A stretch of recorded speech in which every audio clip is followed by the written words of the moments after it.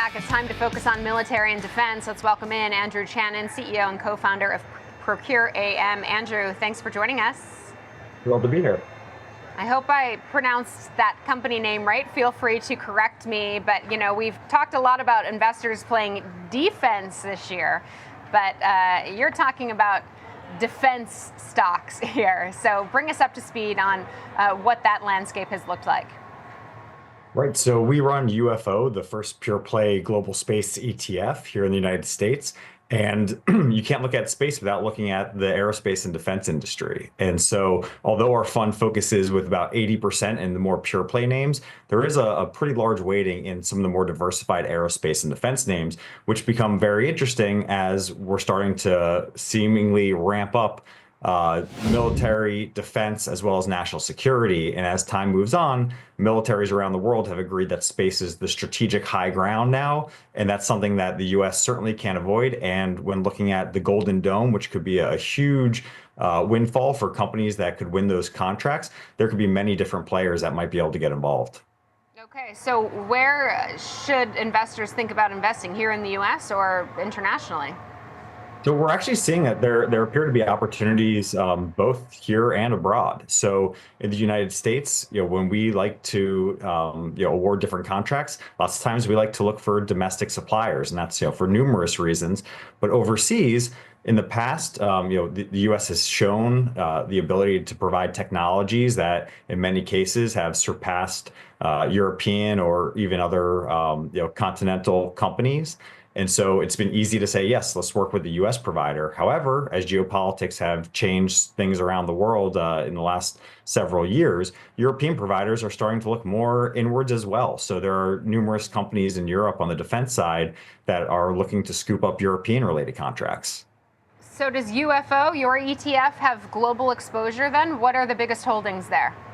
Exactly. So it is a global fund. We have, a little over 30 publicly traded names from around the world currently in the fund. In the top 5 holdings currently, about 2 of them are international names. Top 5 holdings right now, as of last night's close, would be Rocket Lab, Intuitive Machines, Sky Perfect, which is a Japanese company, MDA Space, and Viasat. So a lot of names that people may have little familiarity with, but being able to invest in a global fund could potentially give you access to companies that you might not be able to access via just your typical brokerage account. Okay, when I think of space, I also think of SpaceX, obviously not publicly traded, so can't include that. But how does Amazon's Project Kuiper fit in there? It's interesting because launch is something that is very critical to Kuiper. And although Blue Origin, Jeff Bezos' pet project, is working on being able to help launch a lot of those satellites, Amazon's had to partner with 4 different launch providers, and including SpaceX. So in order for them to be able to get their 3,200 satellites up into space over the next several years, one requirement is that they get roughly 1,600 or half of those approved satellites into space in a little bit over a year's time. And that would require over 1,500 satellites to be launched in just about that period as well. So are they going to be fine with just the 4 launch providers that they've signed on? Who knows? Not all the rockets have been fully developed and ready to be able to take those payloads to space. So there's possibility that they may need to look for other launch providers in order to get those satellites up in time, or risk losing the full scale of the rollout that they want for their broader constellation. Okay, so as investors think about putting money into space, into this space, if you will, how should they be thinking about things like tariff impact and macroeconomic uncertainty, recession probabilities? What impact could that have on this space?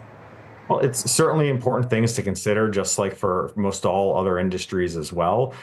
Space is, as many will say, it's difficult, it's tricky, and just saying, okay, we don't want to work with US providers, we'll find someone else, isn't necessarily a solution. They might not be able to produce in the time that you need a high enough quality part or piece that you need for a broader apparatus. And so, space has been highly collaborative, globally throughout the years. Just looking at the International Space Station, we've seen, tremendous collaboration.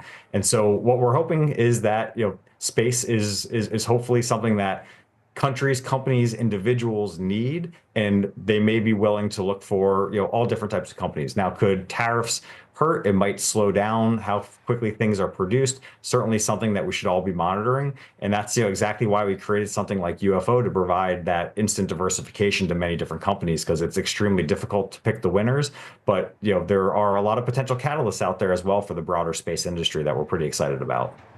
Okay, should note UFO down about 4% year to date, but up more than 40% over the past 1 year, so outperforming the broader market here in the US. Andrew Chanin, CEO, co-founder of Procure AM. Thank you so much.